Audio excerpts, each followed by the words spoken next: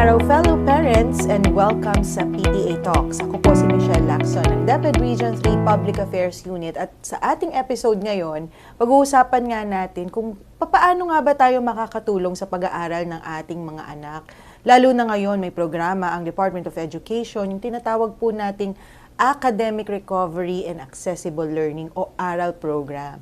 At para tulungan tayong masagot yung ating mga katanungan sa implementasyon ng programang ito, makakasama po natin, ang kasamahan po natin dito sa DepEd Region 3. Walang iba kundi si Sir Ariel Garcia mula sa Field Technical Assistance Division o FTAD. Kamusta po kayo, Sir Ariel? Mabuti po, Ma'am Michelle. Kasama po ninyo ako rito at mabuti naman po. And of course, thank you so much po because you've been supporting this project on how we can engage more our PTA officers, our parents. If you remember po, Sir Ariel already gave a very encouraging talk on how we can advocate for the success of our children. Pero bago po natin pasagutin si Sir Ariel dun sa mga questions natin about ARAL and how we can support our children at home for learning, kilalanin muna natin siya. Kasi ako, naalala ko, una kong nakilala si Sir Ariel, hindi ko na matandaan ang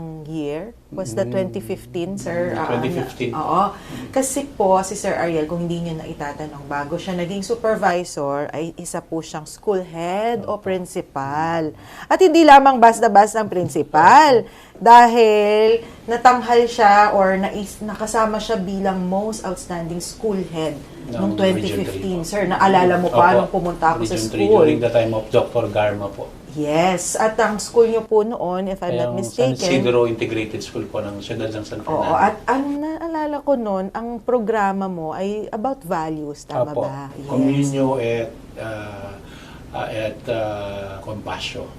It's about community and compassion to the community. Kaya nga talagang sa mga usapin na tungkol sa family and parents and guiding our children, talagang swak na swak si Sir Ariel para kaya po hindi ako tayo. hindi sa inyo, Ma'am Michelle, kasi nga po may mga anak ako, may mga apo po na rin po ako. By experience po, by a school head, and at the same time po bilang teacher, tapos bilang ama, bilang lolo, na-experience ko po yung mga ganyang pag-support sa ating mga anak ko, mga apo, sa pag-aaral nila.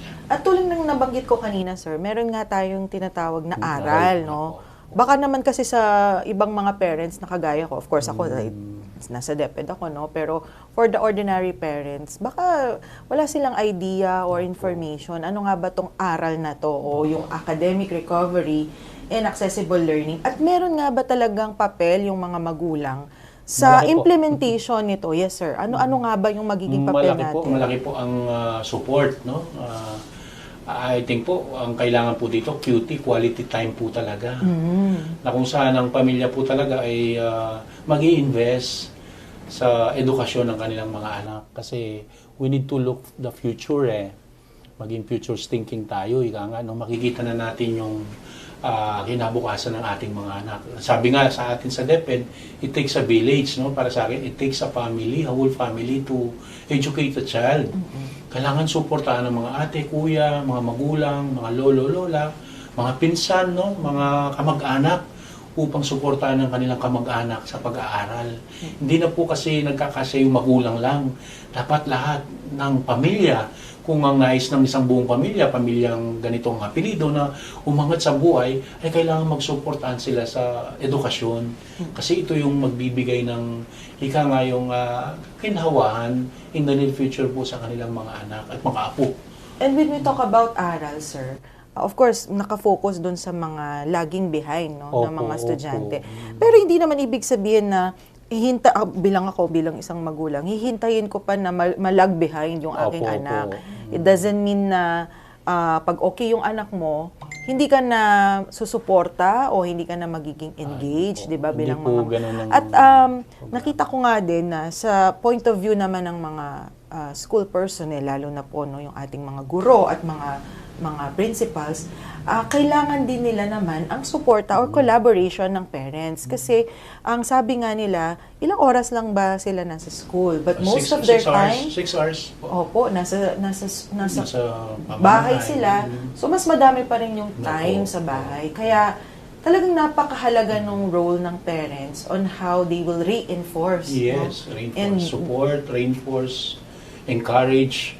And collaboration motivate, talaga. yes, collaboration po talaga. Homeschool collaboration Homeschool, talaga. So dito sa aral, sir, nabanggit natin na academic recovery and accessible learning. So basically yun nga, kailangan na yung mga magulang, if they are capacitated to provide assistance to their children, no? Parents can go to school po para humingi ng tulong po sa ating mga guro, no? Kaya nga ganyan ang kailangan ng collaboration eh. Kung ano man pang kulang, kung nakikitang pagkukulang sa pag-aaral ng bata, ang magulang po ay kailangan pumunta sa school, makipag-usap sa kanyang mga teachers, na kung saan nakikita kasi ng mga teachers ang competency na nalilet behind siya sa competency ganito. At yun naman ay kung hindi alam ang gagawin ng magulang, magpapatulong ang itong ating mga magulang sa ating mga teachers na tinuturing nating kalawang magulang. Na kung saan magkakaroon ng ugnayan talaga ang magulang, ang first parent at ang second parents para sa ikatagumpay ng bata. Matutulungan ng guro yan, ganito po ang gawin ninyo, ganito po, subaybayan nyo po yung ganito sa kanya, ito po ang mga dapat niyang gawin, kunin po natin yung mga extra work or reinforcement activity po niya. Sa ganung paraan po talagang matutulungan. Kung hindi naman po talaga kaya ng magulang, may ate, kuya, tita, o teacher na malapit sa school, sa pamilya, sa isang komunidad kasi malapit naman sa isang teacher makapagtulong sa kanya sa kanyang mga anak. Kaya nga po napakahalaga nung quarterly din Opo. na PTC or PTA meeting, no, na nakikilahog po yung mga magulang kasi ito po yung opportunity para magkausap, no, yung Opo. teacher and parent, makapag-update, no. At ako rin, 'di ba, bilang isang magulang, parang gusto ko ring malaman kamusta ba yung anak ko. Sometimes we focus too much on academic performance. Pero dapat din po, 'di ba, sir, bilang mga magulang na i-take into consideration din natin yung emotional, Yes po, yung mental, holistic development po ng bata. Talaga pong dapat tingnan din po 'yon kung paano siya makipag-alubilo sa mga kapwa niya estudyante, paano makipagsalamuha sa ibang tao na naroon sa paligid niya. Napaka-importante po sa panahon ngayon yung social skills na sinasabi. Yung mga guro naman po namin ay natin, no? Inaabilinan po naman natin na tingnan yung competency. Kasi may mga competency po na binibigay ang DepEd po na naaayon dun sa curriculum natin na kung saan chine-check kung ito bang batang ito, nakuha na niya yung competency ganito. May individual pong competency yan. At kapag hindi po nakuha yun, dun po kinakailangan yung ating suporta. at yung mga interventions Intervention na po. kailangan. And speaking of intervention, sir, once we, as parents, no, at nalaman natin, for example, nangangailangan, or yun nga, nabanggit ko kanina na kahit hindi nangangailangan, papaano po tayo bilang mga magulang na makapag-foster ng supportive environment sa pamamahay natin when it comes to supporting the education of our Actually children? po, malaking bagay po yung susuporta ng homeschool, yung pamamahay natin, no? Isang unang-una, talaga pong pagsubaybay talaga natin, yung quality time natin, na tutukan natin yung bata, titingnan natin kung anong ginagawa. Para sa akin, bilang experience ko po, may panahon po sila ng pag-aaral talaga. Sa loob po ng schedule ng isang araw, meron po talaga nakatalagang oras ng pagre-review, no? Yung study habit, learning habit po niya. At po, hindi naman po yung oras na yun, meron po siyang break naman po. Ang rule ko po is 25 and 25 plus 5 Pomodoro. rule, no? 25 minutes po na nag-aaral, pero mag-i-stop po siya for 5 minutes na pwede siyang manood, pwede siyang maglaro, para naman hindi po masyadong ma-heavy yung kanyang pag-aaral. So may ganun pong paraan. At second po, namimili po tayo ng lugar, meron pong sariling table ang anak ko, meron po siyang isang ilaw, no? Malayo po siya sa TV. Actually po, linagay ko siya sa second floor. Kasi po ang TV nasa baba, para nga po hindi siya may istorbo. At paminsan-minsan po, kapag medyo, lalo na kapag hindi ko siya naririnig, ay ako yung umakit po, tinitingnan ko kung anong Sine-check ginagawa. niyo po kung anong ginagawa. I need to check my grade 11, I have to check Yung bunso po, check ko yan kung anong ginagawa. Yun, gadgets, technology, talaga pong kailangan na sa panahon ngayon. Totoo po Hindi na po yes. pwede yung libro lang, kailangan po ng tulong ng technology. So yun po, isang lugar na kung saan siya pwedeng mag-aral ng maayos, malayo po sa mga sasakyang maingay, no? Talaga pong concentrated po siya, focus po siya dun sa kung saang lugar. Yun po. At maliban po doon, ang pagsuporta ko po sana ko yung tinatanong ko kung ano yung pinag-aaralan nila. Pakiano mo nga, pakibigkas mo nga ng maayos yan, no? Yung gano'n. Gusto naman niya na tinatanong ko. Paano nangyari sa school? Aking po tinatanong. Kinakamusta kung ano nangyari sa school. Minsan naman, dahil auditory yung anak ko, I need to know kung anong learning style niya. Auditory ang anak ko, minsan babasahin ko pa sa kanya ang lesson. Pag narinig niya, madali niyang makuha. So para sa akin, bilang isang magulang talaga at bilang isang teacher, inaalam ko kung anong learning style ng anak ko. Which is for us parents, kailangan din naman nating gawin yun, di ba? Gawin na mas madali pala siyang matuto kapag may naririnig siya. Alam ba, kwento, storytelling, binabasa ko po yung paragraph para sa kanya. Pakibasa nga ito, sabi niya, babasahin ko. Nakukuha niya agad kapag iba ang nagbabasa. Ewan ko ba't ganun ang learning style ng bunso ko. And probably yung the time that you devote, no? At nafe-feel po ng ating mga anak yon na we value them by giving them time, no? Na-appreciate siguro nila yun and hopefully yun nga natatranslate yun into improved learning outcomes. It's not only yung parang regalo Minsan kasi nakikita natin na pag mataas ang grade mo, bibigyan ka tayo. No, during the process of learning, nandun tayo. Hindi yung sila lang, pag nakakuha ng mataas na grade, doon lang natin sila bibigyan ng reward o award system, no? Yung reward system. No. During the process ng learning, nandun tayo. Nafe-feel niya na we support her, we support him, we love them, no?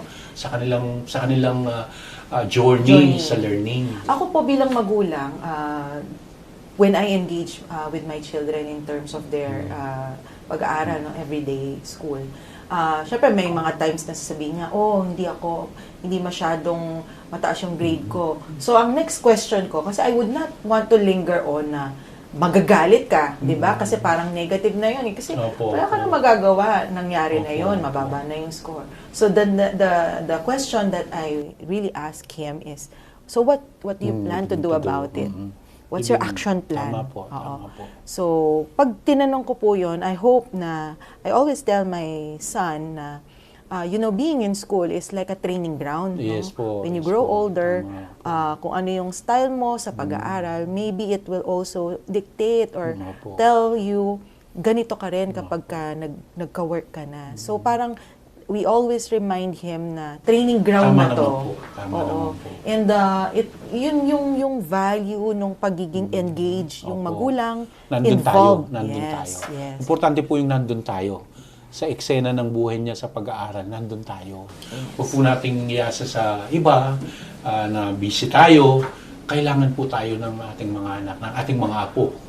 Ako, in-extend ko na sa aking mga apo. Apostolic mission. Siyempre po. Siyempre, nasa DepEd po tayo. Alam natin yung sitwasyon sa pag-aaral. At alam naman natin na may mabubunga kasing maganda ito. Hindi to isang ginagawa nating pagsuporta, pag-akay, no, pag-engage sa kanila sa learning. Meron po itong sukli, no, na mangyayari na makikita natin ang magandang It's an investment for the future. Investment po talaga. Yes. And yung mga napag-usapan po natin, sir, these are just the common ways on how we can support our children. But of course, hindi naman to nakakahon sa dito lang. Napakaraming ways. Yun nga, sinabi niyo po kanina na we have to also get to know our children, learn about their learning style, kung anong style nila, kung mahilig na ba sila sa gadget, yun na ba talaga? Kasi kung nung panahon tayo, walang cellphone, no, talaga nagbabasa tayo. So, kailangan din nating mag-adapt, no? At makisabay kung ano yung nangyayari ngayon sa field natin sa education. Napaka-importante rin po nung pagtatanong lagi na kung anong gagawin. Tama po yung sa inyo yung critical thinking skills nga ng mga bata. Kung ikaw ang nasa sitwasyong ganyan, anong gagawin mo? Doon po sa aral, Sir Ariel, na-mention ko kanina na it doesn't mean na yung anak mo ay laging behind, hindi ka na But for those, yun nga, pag-usapan natin yung mga talagang nangangailangan ng intervention.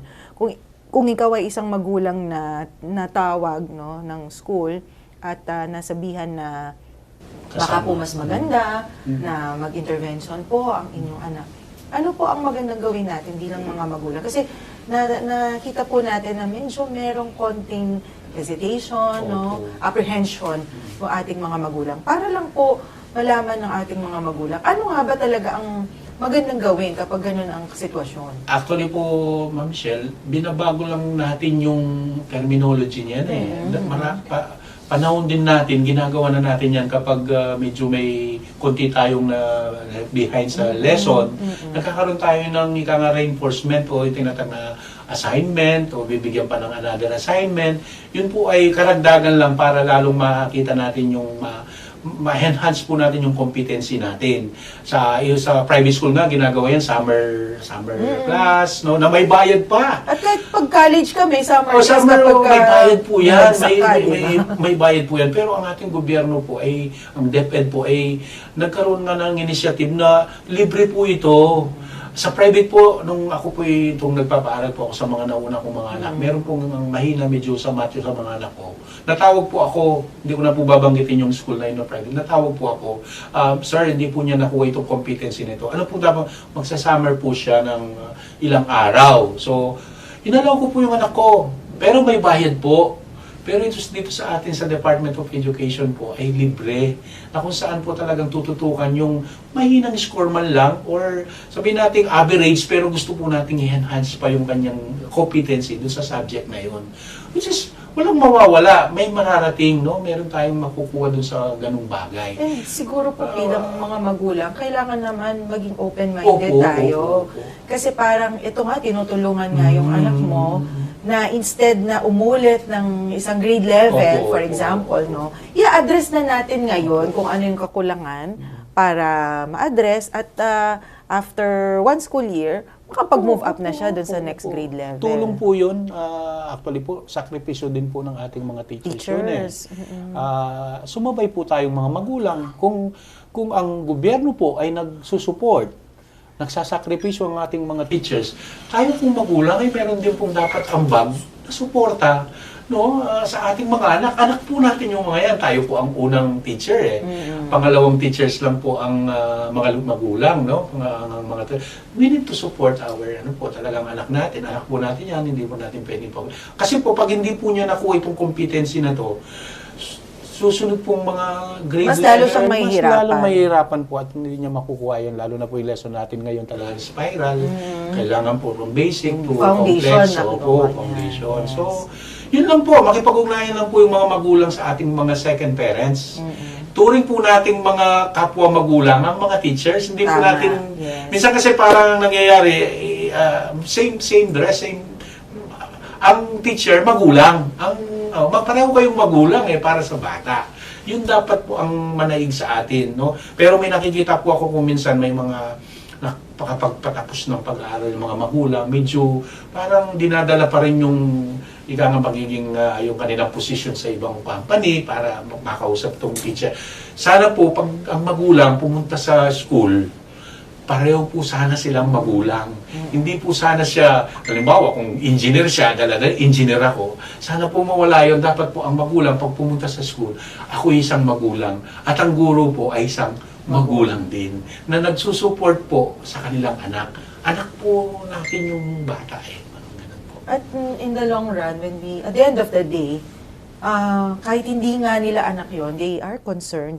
What more na tayong mga magulang dapat mas malalim yung ating suporta at concern sa ating mga magulang. So, with that, Sir Ariel, ano po yung last or final message niyo po sa mga magulang, lalo na dito sa implementation natin ng aral? Ang masasabi ko po sa ating mga magulang, itong aral program pong ito, o anumang mga pinagagawa po ng DepEd sa atin bilang tulong sa ating mga anak, ay yakapin po natin ito. I-grant po natin ito, no, sa ating mga magulang. Kasi po, ang problema po ngayon yung poverty At ang nakikita pong solusyon na yung edukasyon, no? Ang edukasyon po ang magpapalaya sa kahirapan ng ating pamilya. Kami po ay mahirap din po, pero dahil nga po sa pinag-aral kami ng aming mga magulang, ito po ang ngayon ang sitwasyon namin. So, kung hindi po mabibreak yun, yung tinatawag na poverty, at saka yung walang narating sa pag-aaral, hanggang sa susunod na salin paulit-ulit pong mangyayari At lalong sa ating gagrabe. pamilya, gagrabe po. So, kung mahal po natin ang ating mga anak, na gusto po natin silang magkaroon ng magandang kinabukasan in the near future, support po natin sila. Hindi lang siguro po support sa akin, mahalin po natin talaga sila when it comes to investing in education po. Iba na po ang panahon ngayon. Dati po, masipag ka lang, okay na, pero hindi po ngayon. Kailangan po talaga ang quality education, sipag, tiyaga. Hindi po pwedeng sipag at tiyaga sa panahon lang ngayon. Kailangan po may quality education po ngayon. Sana po makarating sa ating mga magulang itong panawagan ito na mag-invest po tayo sa education. Maraming salamat po, Sir Ariel. And talagang napakarami pa nating gustong pag-usapan when in terms of parent support and involvement, engagement po in terms of education for our children. Yun nga, small steps, small actions, pero big wins for our children. Kaya po, bilang mga magulang, mga sa akin, mga fellow parents, lagi po nating tatandaan, bilang mga magulang, it is our responsibility to provide support and assistance to our children in terms of education. Muli po, ako po si Michelle Lacson at ito po ang PTA Talks. Magandang araw po sa inyong lahat.